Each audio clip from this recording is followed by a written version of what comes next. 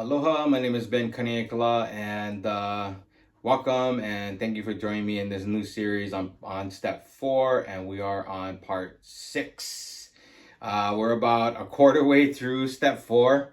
We're on page 47. This is one of the longer chapters in this book.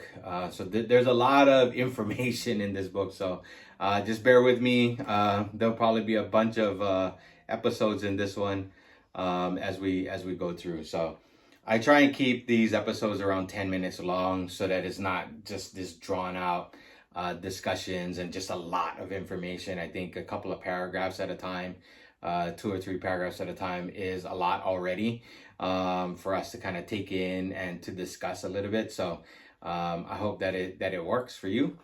I know that it works for me.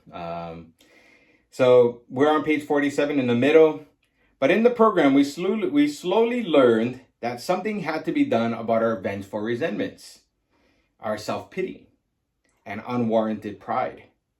We had to see that every time we played the big shot, we turned people against us, right? I mean, just that ego, that pride, you know what I mean? Just the resentments that we hold, that we've recorded in our memories, in our minds, in our thinking, you know, all the way back from childhood, you know what I mean? And how we've like held on and held on and held on and held on and we keep that, not just in our minds, but we keep that in our body and we keep that in our emotions. You know what I mean? And it just keeps getting in the way, you know? And at some point in time, it's just going to be so overwhelming. It's just going to be so much, you know? And we had to see that when we harbored grudges and planned revenge for such defeats, we were really beating ourselves with the club of anger we had intended to use on others. We learned that if we were seriously disturbed, our first need was to quiet that disturbance, regardless of who or what we thought caused it. And that's what happens with anger, resentments, worry, fear, stress, anxiety. Those things don't harm other people. They do more harm to us. A lot of the times people don't even know that we have resentments against them. You know what I mean? And it's like taking up a lot of time and energy on our side. You know what I mean? And it's exhausting. It's exhausting. Just holding on to stuff over and over and over and over again, you know? So we learned that if we were seriously disturbed, our first need was to quiet the disturbance. And we would try and quiet the disturbance in all kinds of ways. Drinking, using, anger, lust, greed, envy, sloth, gluttony, like you name it, we will need something.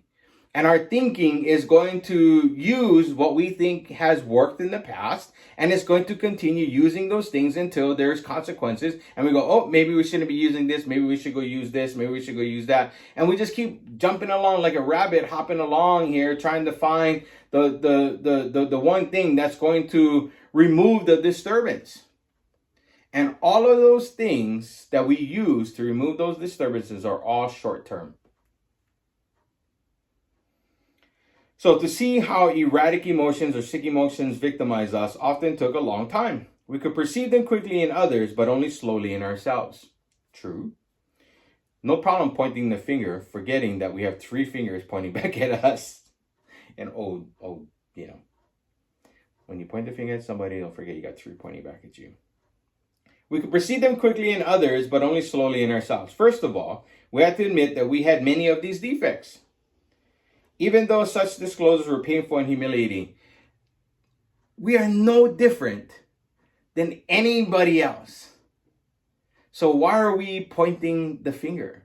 Why are we getting angry? Why are we getting envious? Why are we getting, you know what I mean? Like, we all have the same instincts.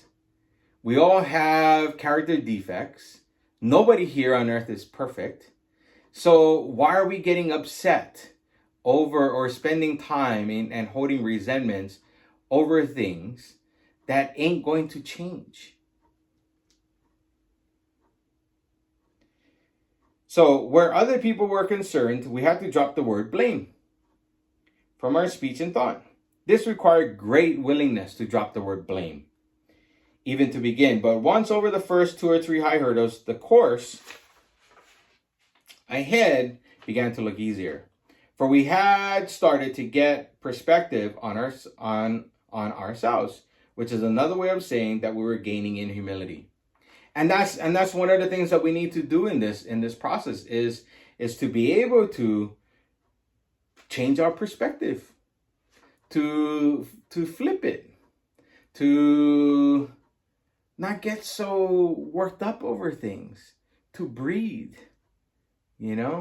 to get into calling somebody and talking to somebody so that you can let it out, so that it doesn't continue eating up time and energy in your mind.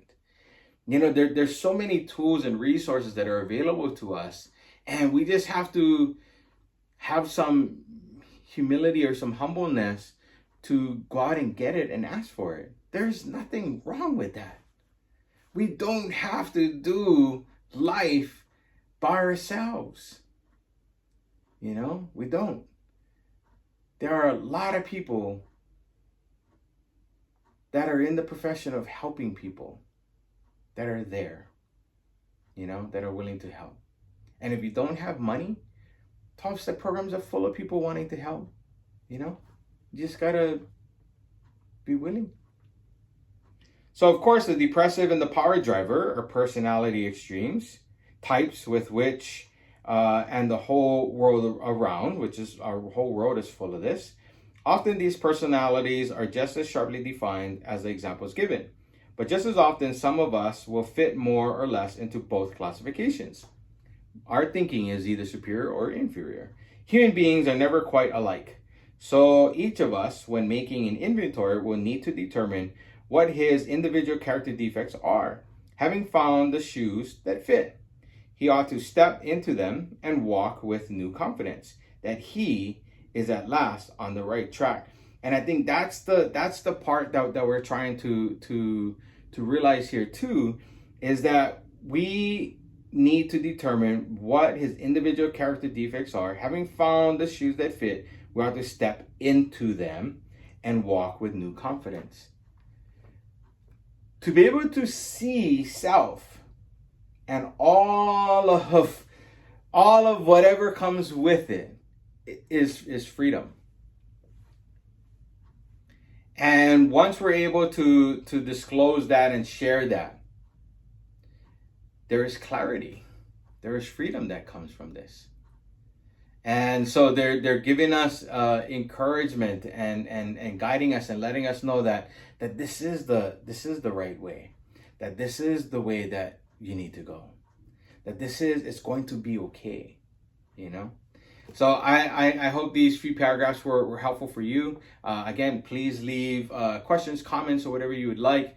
Pass this along to friends, family, whoever you think this might be helpful for. Again, this is just me sharing my experience, strength, and hope as I go through the 12 and 12 or 12 steps.